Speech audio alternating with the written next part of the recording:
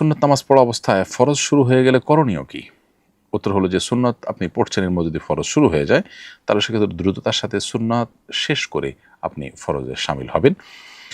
যদিও এক্ষেত্রে হাম্বলি ফকিগণ বা সৌদি আরবের উলামা ইকরামগণ বলেন যে না, নামাজ ছেড়ে দিয়ে আপনি জামাতে শামিল হবেন। অবশ্য তারাও বলেন একদম শেষের দিকে হলে নামাজ শেষ করে তারপরে তারপরে শামিল হওয়া, একদম শুরুর দিকে হলে ছেড়ে দিয়ে শামিল হতে তারা বলেন। তবে উলামায়ে আহনাফ বলেন আল্লাহ তাআলা বলেছেন লা তুবতিলু আমালাকুম, তোমরা তোমাদের আমল বাতিল করে দিও না। এজন্য দ্রুততার সাথে শেষ করে হলো সেখানে গিয়ে শামিল হওয়া। আর ওই প্রথমত উলামায়ে ইকরামের বক্তব্য হলো ইযা উকিমাতিস সালাহ ফালা সালাতা ইল্লাল মাকতুবা, যখন নামাজের একামত হয় তখন ফরজ ছাড়া অন্য কোনো নামাজ চলে না।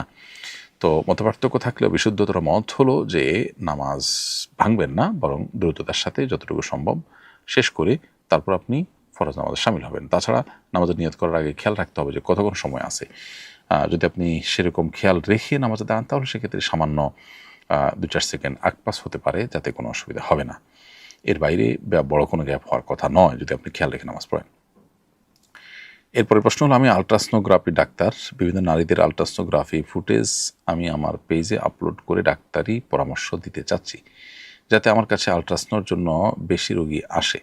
এক্ষেত্রে রোগীর শরীরের বাইরের কোনো অংশ দেখাবো না, শুধু পেটের ভেতরের অংশ দেখাবো, এবার ভিডিও বানিয়ে কি আপলোড করা যাবে?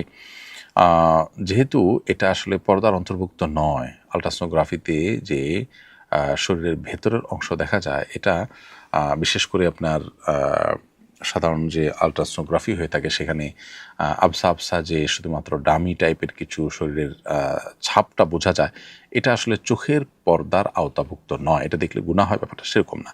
তারপরও অনেক ক্ষেত্রে এটা মানুষের প্রাইভেসির বিষয় হতে পারে, বিধায় আপনি কী ধরনের জিনিস দিতে চাচ্ছেন সে বিষয়টা আরেকটু স্টাডি করে তারপরে আপনার এই সিদ্ধান্ত নেওয়াটা ভালো মনে করছি আমি। প্রয়োজনীয় বিষয়ে ভালো কোনো আলিমের সাথে আপনি সরাসরি সাক্ষাৎ করে বা ডিটেল আর একটু খুলে বলে দেখিয়ে কিছু নমুনা, তারপর আপনি এ বিষয়ে পদক্ষেপ নেওয়ার জন্য আপনাকে আমরা পরামর্শ দিব। এরপরে প্রশ্ন হলো, ছোটো থেকে আমার শীত বেশি, গরমের সময় আমার শীত লাগে। শীত থেকে বাঁচার জন্য টাকনুর নিচে কি পায়জামা আমি পরতে পারবো? শীত থেকে বাঁচার জন্য হোক আর সাধারণ অবস্থায় হোক, সর্বাবস্থায় আপনি টাকনুর নিচে পাজামা পরতে পারবেন। কারণ পাজামা টাকনুর নিচে টাকনুর নিচে আপনি মোজা পরতে পারবেন, পাজামা পরতে পারবেন না।